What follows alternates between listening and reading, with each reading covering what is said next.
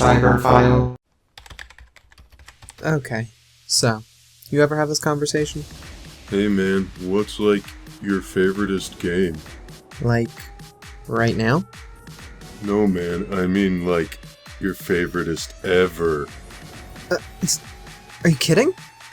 I can't just pick one game at any given time and be like, this is the greatest game I've ever played. It's way more complex than that.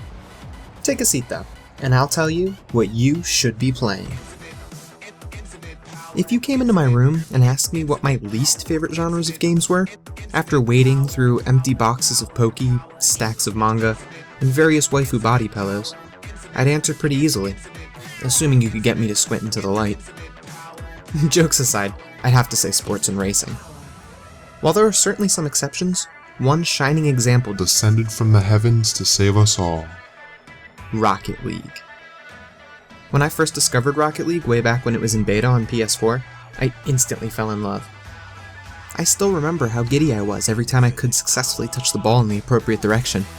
I felt like a schoolgirl who just got asked to prom by football captain, Brick Pembleton. Oh my god, did you hear she got asked to prom by Brick Pembleton? Oh my god, Brick Pembleton, Brick Pembleton. And that genuine feeling of joy and giddiness hasn't subsided since. Much like our friend Mr. Pembleton, Rocket League is pretty damn simple at heart. Hit the ball in the other goal while keeping it out of your goal. It's a game of soccer, or football, for you distinguished chaps, where you use rocket-powered cars instead of your feet. But once you really start getting into it, you start seeing the complexities of the seemingly very simple game. You start thinking geometrically, like, if I hit the ball off of this corner, it'll ricochet right in front of the goal.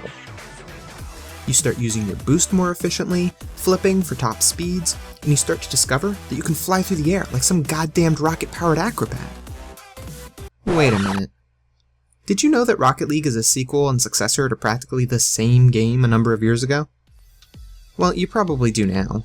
It was called, and get ready for this because it's a doozy, Supersonic Acrobatic Rocket-Powered Battle Cars. Yeah.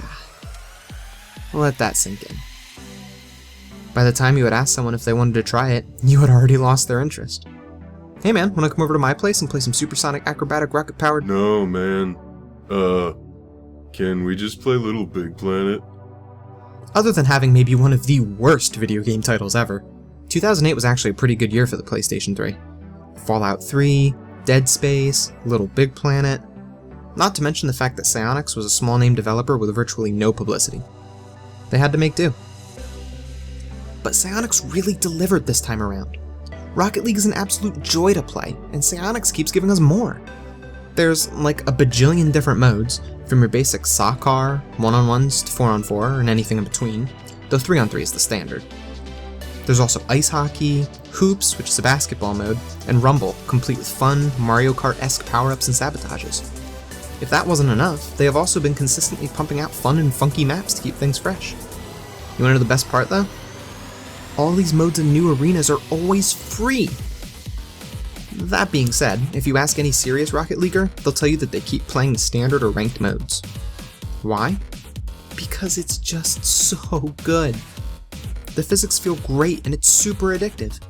You'll always be thinking, come on, one more game.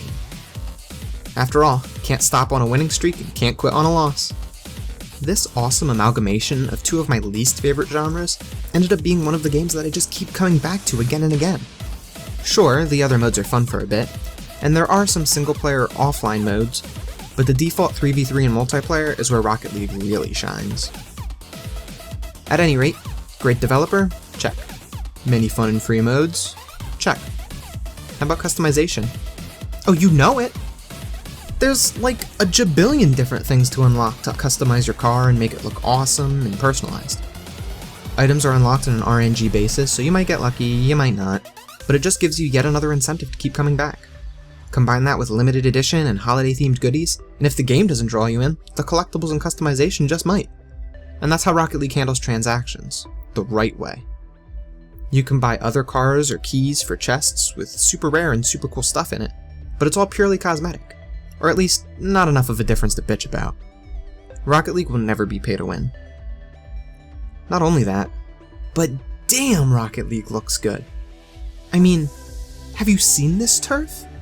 I've been on real turf that doesn't look this good. Everything looks great, plays great, and feels great. Additionally, what makes Rocket League so great is that when you start, you suck. Everybody sucks. Get over it. But the real amazing thing about it is that it's a game where you can actually feel yourself improving. And maybe, just maybe, you'll pull off something spectacular. And when you do, there's nothing quite like it.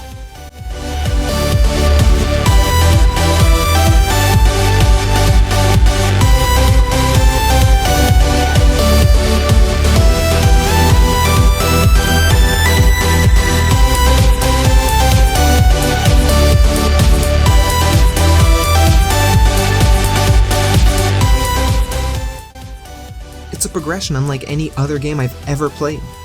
It feels like there is no limit on how good you get if you just practice and play, and play, and play. On the downside, however, if you put it down for a few weeks, you'll probably see a decrease in skill as well. Not to mention that Rocket League is immediately and fiercely competitive. And don't you worry, your opponents and teammates can and will berate you with passive-aggressive chat messages in case you weren't sure you fucked up. Regardless, Rocket League is full of spectacular moments and fun times, and even you can pull off something amazing, even if you peaked in high school like our friend Brick. If you still haven't played Rocket League, it is definitely high on the list of games you should be playing.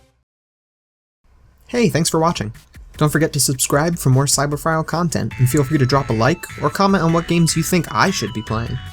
If you like this video, you might also like my You Should Be Playing Garo Mark of the Wolves video. Click on the video inlay to jump to that one. Cyberphile offline.